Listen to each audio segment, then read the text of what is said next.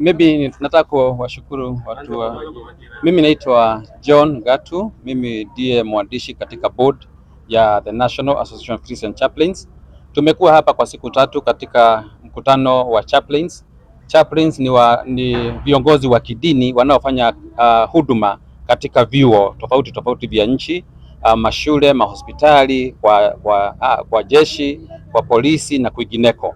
Na tumekuwa hapa tukiongea sana mambo inayohusiana na mambo ya kidijitali ambayo iko wakati huu, na kama chaplains tunajua ya kwamba mambo ya kidijitali inaleta wakati mwingine msongo wa mawazo ama mental issues, na tumesema ya kwamba ni vizuri society yote, sisi tukiongoza kama chaplains kuambia society ni vizuri kutumia mitandao vizuri. Tumeona kwa muda mrefu wakitumia mitandao visivyo, katika mambo kama matusi, hata viongozi wetu, mambo ambayo watoto wetu wanaangalia. Sisi haswa tunaangalia mambo ya values, kujiuliza ni kitu gani ambacho tungetaka kuona katika society, na ndiposa sisi kama chaplains tuko katika kila pahali tuambie watu tutumie maneno yetu, maandishi yetu katika mitandao kwa njia ambayo inajenga nchi. Jambo lingine tulikuwa tunaangalia sana katika dhimu yetu mwaka huu ni cohesion, nini kwa Kiswahili, uhusiano,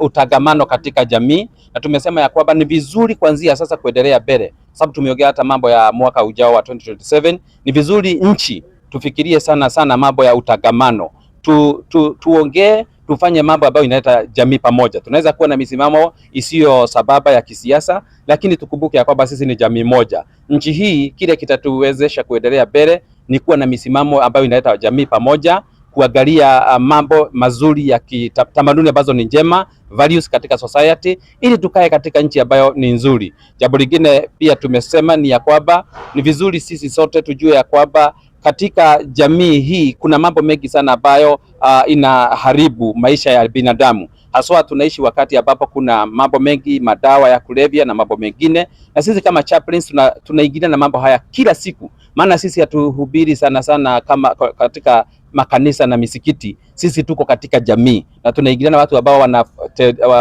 wako katika mambo haya yote. Tunaomba serikali na wengineo, hata mashirika ya kidini, tusaidie vijana, haswa vijana wetu ambao wananunuliwa chang'aa, wananunuliwa madawa ya kulevya.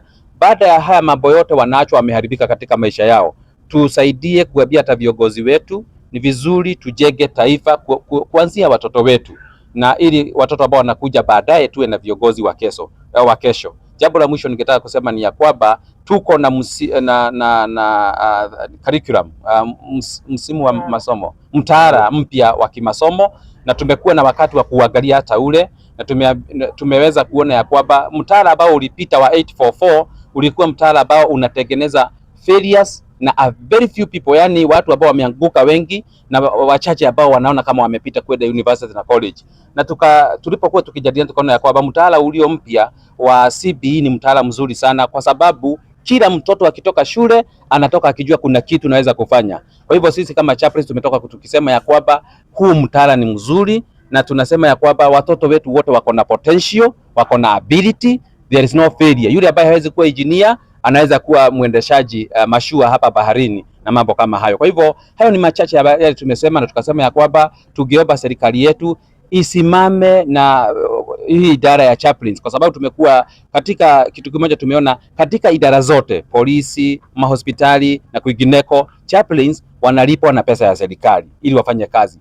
Tukiingia katika mashule ambapo watoto wetu wako, kuna sheria katika Education Act 2013 inayosema ya kwamba chaplain asilipwe na serikali, na tunaomba ya kwamba serikali tafadhali tuangalie wakati huu ambao tunaangalia tuna revise Education Act, ili tuweze kusema ya kwamba hata kule chini ambapo tunatengeneza jamii ya kesho, tuwe na chaplain wanaosimamiwa na serikali. Asanteni.